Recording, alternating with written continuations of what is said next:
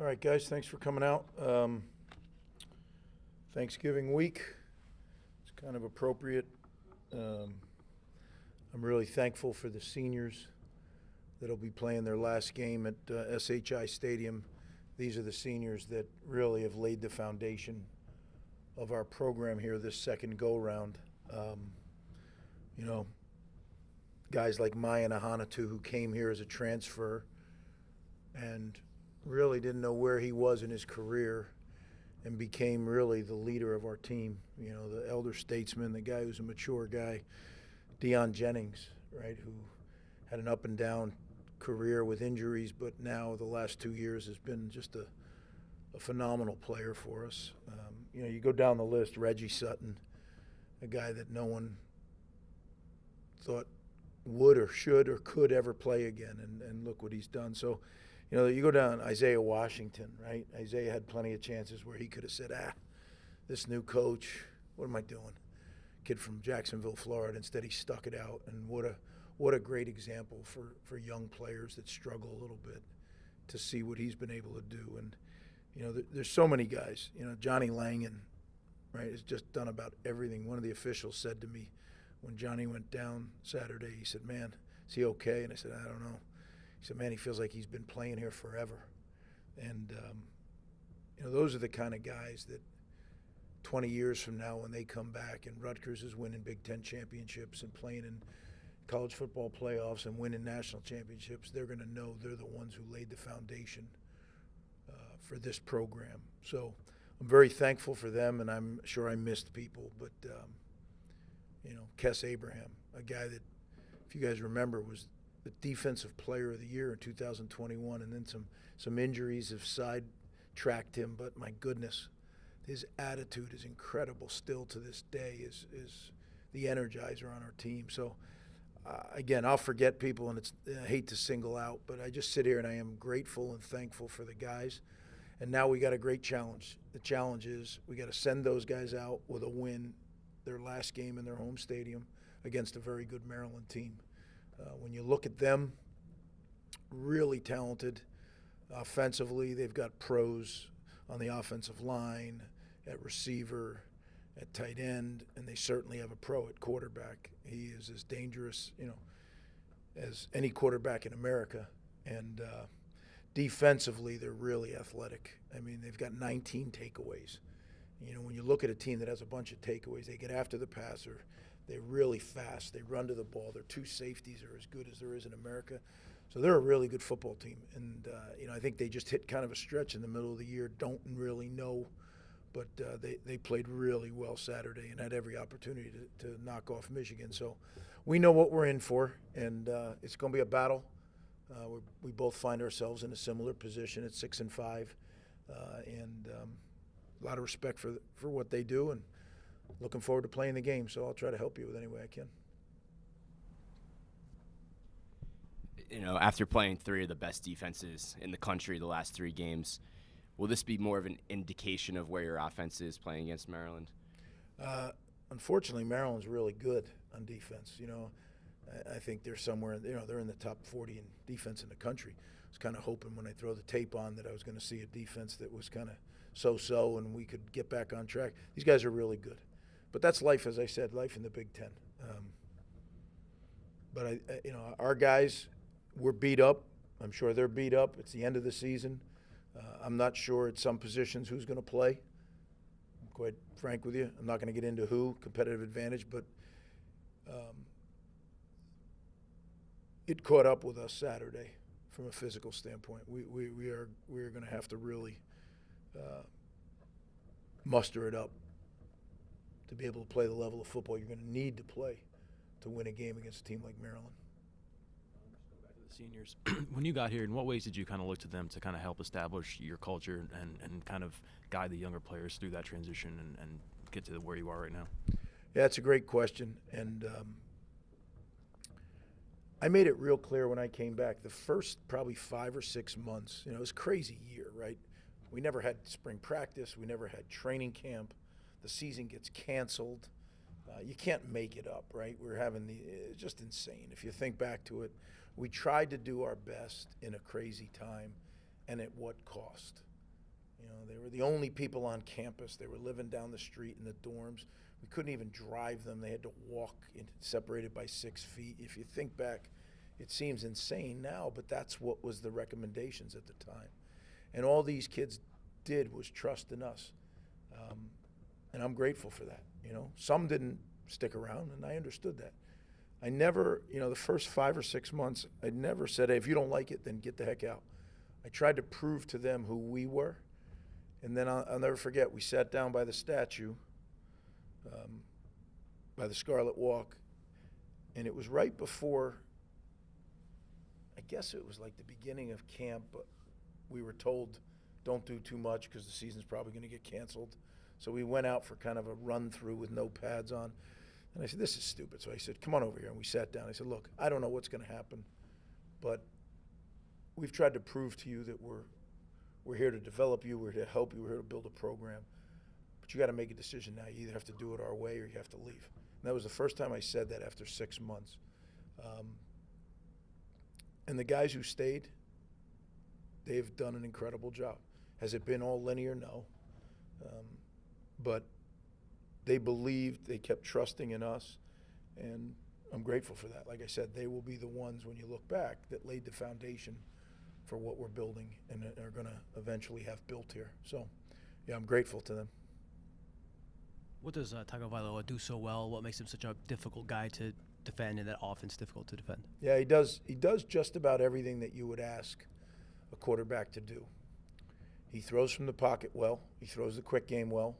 He throws the deep ball well. And then when things break down, he creates well.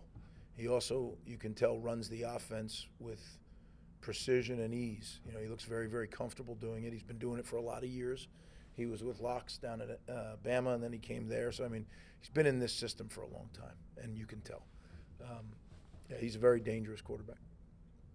Coach, just to follow up a little bit on what you talked about with the first year, you know, do you ever look back and sort of gauge where things are with the program now compared to when you first got back December about 4 years ago?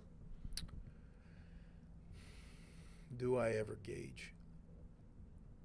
Not in the midst of what we're doing now, but at different times, the beginning and the end of, you know, I break the year into parts. So it'll be post-bowl game to spring practice, then spring practice to summer training, then summer training to training camp, then training camp, then the season. So I always look back at those times before and after. One, to see what we did and make sure that we're planning correctly with all the notes and the after-action reports that we did to make sure that we don't repeat the same errors and ideas that we had coming off. And then afterward, look at, so I can write notes that are fresh in my mind. This is what we did well. This is what we need to improve on. Because if you think you're going to remember all the details when it comes time next year, you're kidding yourself. At least I'm not going to. A lot of things happen every year. So that's when I do it. I don't try to do it in the midst of it because the reality is, as I've said to you guys so many times, it's really hard to do what we're trying to do. And any distraction could really be the difference. So I try not to allow that to happen. Coach, what's your trust level like with Gavin heading into the Maryland game? Very high. Yeah, I thought Gavin played his best game as a Rutgers player on Saturday. You know, we played against the number 2 ranked defense in America. They lead the nation in sacks. Gavin stood in there, delivered the ball well. You know, the thing that glares is the 3 turnovers. Well, you know, the one, as I said, the guy beat him to the back of his drop, so I'm not sure what he's supposed to do there. The second one was on a mesh, and I'm not going to get into the particulars on that. And then the interception is a tough one. They kind of got us. You know, they did a good job. Could we have avoided it? Sure. But, you know, they're on scholarship too. They're a good team. So, but from an execution standpoint, Gavin played his best game as a Rutgers player against Penn State. Now what I'm hopeful for is now we go and do it again and take a little step in the Maryland game. Because if he does that, we're going to be in a good place. Greg, we know the goal every week is to go 1-0. What would it mean if to go 1-0 this week also meant you set the Big Ten record or Big Ten program record for most wins in the season? Yeah, you're right. It is, Richie, to go 1-0, and whatever that leads to. But nobody's naive to the fact what it leads to, right? It leads to a winning record. It leads to winning the most Big Ten games at Rutgers. And I told these guys, I said, you have a chance. It's not national championship history, but right now it's history for Rutgers.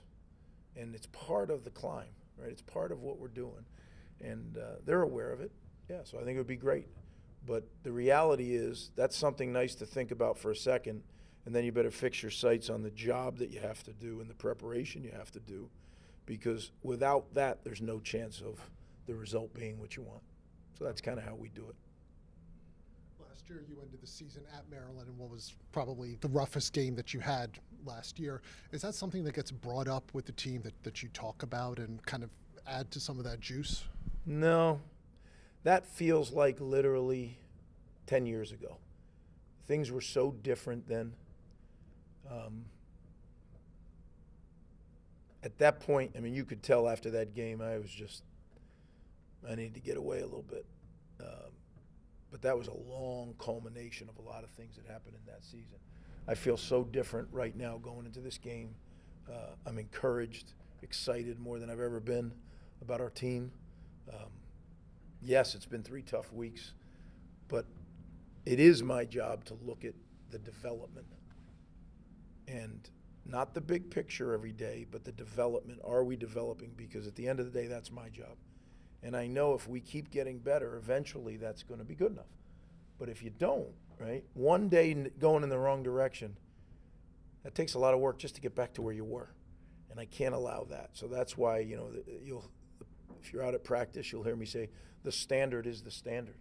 I mean, we're just never going to lower the standard. Will we reach it every day? Maybe not, but it's always going to be there. And it's only going to get higher as we get better. So. Time for 2 more.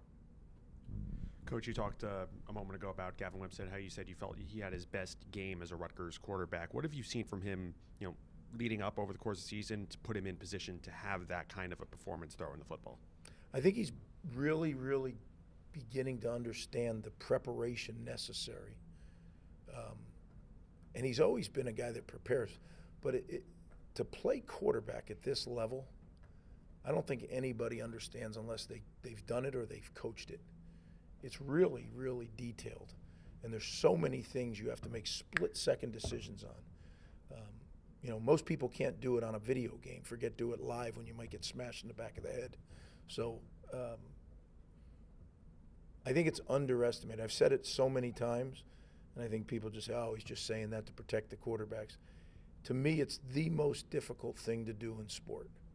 And some would argue, well, if you have to pitch a whole game, yeah, but no one's trying to hit you in the back of the head when you're pitching, right? You have to do all this stuff, and every guy on the other colored jersey is trying to keep you from doing it. Some of them by hitting you, some of them by covering the guys you're throwing to, some of them by trying to trick you.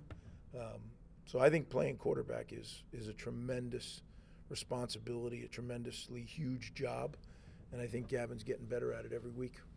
We'll go Brian and then Richie to finish. Not to look too far ahead, but fans are starting to look at bowl projections and what it could be. I'm wondering, do you look at any of that stuff, and do you have any role as far as talking to reps? Are you lobbying for any certain bowls? And a quick follow-up, if you can give us your Thanksgiving plate, we'd really appreciate it. I'm just curious what Greg Schiano eats on Thanksgiving. Yeah, Thanksgiving plate and bowl projections. I don't really look at that very much. The thing, as you guys know, I get excited about bowl games because we get more practice. And, you know, one of the things that allows winning teams to continue to be winning teams is additional practice opportunities. So that's what excites me the most. I want the kids to always have a great time in the bowl, and we'll talk more about that next week. But, yeah, that's about the extent that I think about it. There's other people that work for us that handle that stuff, and they do a good job. Thanksgiving plate, kind of traditionalist, you know, but when you're Italian, you throw in just a little bit of pasta in there, but otherwise it's pretty traditional. Last question. Where have you seen the offensive line take the biggest steps and most progress over the course of this season now that we're 11 games into it? I think technically and understanding what they're supposed to do. I mean, during the season, you're not really making tremendous strength gains. We try to make minimal strength gains. Sometimes you do, sometimes you don't. But really it's about a technical, technique, and then understanding what defenses are doing. And the more you face different defenses, I think they build a library of things that they can then go back to. Hey, this is like what Iowa did, or this is what Indiana did. I think that's critical for O-lines. And you know what kind of has solidified is 5 that have played together the back half of the year. You know, that helps a little bit too. And we have certain guys that'll sub from now and again. But yeah, we're making progress again, not as fast as we'd like. That's at every position. But look, we're encouraged. We are. We just got to keep pounding, keep chopping at it. Our band is playing the Macy's Day Parade, which is really cool. So to them, I wanna wish them luck for a great performance, and to you guys, some of you I'll see before, but if I don't, hope you have a great Thanksgiving, and definitely see you on Saturday. Thanks.